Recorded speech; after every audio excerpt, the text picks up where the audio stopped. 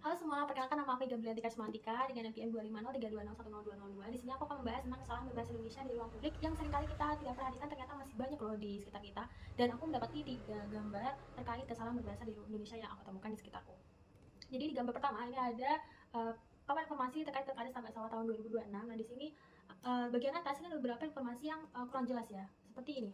Ini harusnya diberikan tanda baca karena mari kita sukseskan Pilkada Sampai Sawah tahun 2026 dan gunakan hak pilih Anda ini memiliki gagasan yang berbeda. Jadi harus dipisah, entah menggunakan koma dan konjungsi atau menggunakan titik di dua-duanya. Kemudian ini menggunakan agam bahasa yang memadukan antara bahasa daerah dengan bahasa lokal, sehingga mungkin bagi penulis itu agar menyamankan pembaca dalam membaca ya, dan sekaligus menyamakan level dengan pembaca juga. Tetapi ini juga kesalahan, ada spasi, ini seharusnya tidak boleh ada spasi sebelum ada seru. Kemudian ada 24 minggu yang ambigu sekali. 24 minggu atau 24 Mei ini tidak diketahui dan ini tidak jelas ya. Jadi kalau misalnya memang penulis ini ingin memberitahu bahwa 24 Mei ini adalah hari Minggu, maka minggunya diletakkan saja di atas, kemudian diberikan koma, kemudian 24 Mei-nya disejajarkan, sehingga informasinya jelas, Minggu tanggal 24 Mei. Kemudian bagian visi dan misi ini ada beberapa kesalahan yang berulang. Jadi misal seperti bagian atas dan bagian visi itu semuanya menggunakan hari huruf kapital. Nah, harusnya huruf kapital itu di awal saja. Selanjutnya ya menggunakan huruf kecil saja. Lebih biasa. Terus kemudian ini tidak perlu spasi, menggunakan koma, nggak ada ini tidak dijelaskan APBDES ini apa, sedangkan APJMDES ini apa. Harusnya ya jelaskan aja semua. Kemudian ada kesalahan-kesalahan seperti kesalahan penulisan gelar, ini harusnya S titik E. Kemudian ini tidak perlu spasi, kemudian kata-kata bahasa asing itu harusnya menggunakan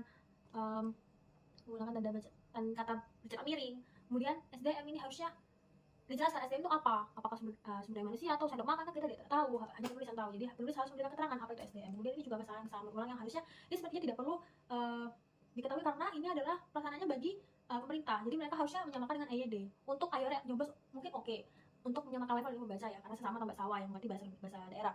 Tetapi untuk yang lain-lain seperti misi ini, setiap katanya menggunakan kapital itu kan tidak perlu. Jadi sebaiknya penulis menyamakan saja dengan EYD. Kalaupun memang dengan tujuan untuk agak terlihat ya saat malam hari gitu, ya samakan saja dengan visi, semuanya besar semua kan. Jadi tujuannya jelas, supaya bisa terlihat. Tapi kalau misalnya misi dan visinya beda, itu kan untuk apa? Untuk yang melihat itu untuk apa gitu. Walaupun ya memang bagian misi itu banyak sekali ya. Nah, untuk yang kedua ini ada penggunaan Printbox ya, informasi penggunaan Printbox mesin cetak otomatis di universitasku. Nah, di sini ada beberapa bagian ya, cara menggunakan, kemudian harga cetak dan informasi lainnya.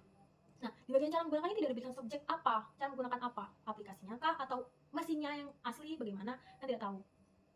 Jadi bidang subjek saja cara menggunakan Printbox titik 2. Kemudian, nah ada beberapa kesalahan. Ini ada penggunaan bahasa asing yang harusnya menggunakan cetak miring ya. Tetapi di sini bisa juga diubah menjadi bahasa Indonesia seperti upload dan unggah, upload menjadi unggah. Kemudian digital payment juga QR code. Tapi untuk QR code sebaiknya kata bercetak miring saja, karena kalau dilihat masyarakat kita itu lebih sering menyebutkan QR code atau melihat QR code daripada bahasa Indonesianya, kode respon cepat. Kita sangat jarang untuk mendengarkan kode respon cepat sebagai QR code itu sebagai metode pembayaran. Jadi lebih baik menggunakan QR code yang bercetak miring saja.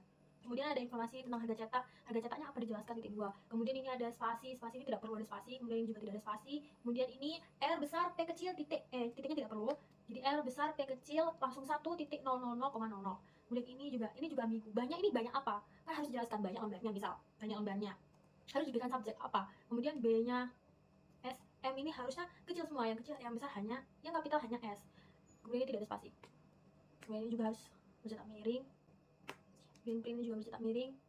Kemudian penulis harusnya menjelaskan TRX itu apa. Di sini itu tidak dijelaskan TRX itu apa. Mungkin kita sekilas tahu TRX itu transaksi karena di atasnya ada dijelaskan itu transaksi. Tapi kan penulis sudah memberitahu, jadi kita juga bingung apa TRX itu. Jadi penulis harus memberikan TRX itu apa, itu harus memberikan keterangan. Kemudian ini juga memberikan konjungsi dan atau tag.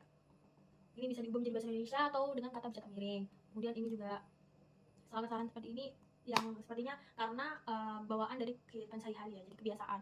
Jadi karena semakin jarang yang menggunakan bahasa Indonesia yang bagian benar sesuai EYD, sehingga ya bahkan di lingkungan universitas pun masih ada yang kecolongan gitu, menggunakan yang tidak sesuai dengan EYD. Jadi ini sepertinya kesalahan dari penulisan sendiri karena kebiasaan dari kehidupan sehari-hari. Nah, selanjutnya ada gambar ketiga di mana aku menemukan ini di universitasku juga. Nah, di papan informasi ini ada beberapa kesalahan pengetikan dan penulisan ya dari pengetikan dari penulisnya. Jadi, misal di bagian pertama, di sini di kalimat kedua ada kesalahan tanda baca di sini. Karena di kata selanjutnya itu tidak dibarengi dengan subjek, tidak diikuti. Jadi harusnya tidak ada tanda baca. Herlambang menegaskan brutalitas yang terjadi ketika kasus kekerasan dan dilakukan pihak polisian tidak diikuti dengan pertanggungjawaban maupun hukumannya setimpal. Karena kata-kata selanjutnya itu meneruskan gagasan sebelumnya, jadi tidak usah tanda koma. Kemudian di paragraf kedua ada inkonsistensi di sini, ada normalizing yang biasa, kemudian normalizing dengan kata bercetak miring. Harusnya yang menggunakan kata bercetak miring karena normalizing di sini adalah kata berbahasa Inggris. Kemudian di paragraf ketiga ada kesalahan peletakan apakah di sini, karena apakah itu merupakan kata tanya ya, jadi harus ada di depan. Jadi mungkin kalimatnya bisa diubah menjadi ketiga, Herlambang mempertanyakan kesesuaian institusi kepolisian terhadap aturan atau terhadap undang-undang kepolisian saat ini. Jadi ada beberapa kesalahan. Nah, apabila mungkin kalau misalnya saya lihat dari kesalahan-kesalahan ini itu karena bila terkait koma dan normalizing abuse ini sepertinya karena ketidaktelitian. Karena kalau lihat dari normalizing abuse yang biasa dan tidak biasa, maksudnya berkata miring, itu sepertinya semua awalnya penulis menuliskan semuanya itu tidak bercetak miring ya. Jadi dia baru mensurvei semuanya dari atas yang menggunakan kata bercetak miring atau kata-kata yang harus bercetak miring itu baru setelah semuanya selesai. Nah, sedangkan pada yang normalizing abuse yang di atas, yang di kalimat kedua itu harusnya dicetak miring tetapi terlewat karena penulis tidak teliti. Jadi ketelitian penulis di sini kurang. Nah, sekian dan terima kasih.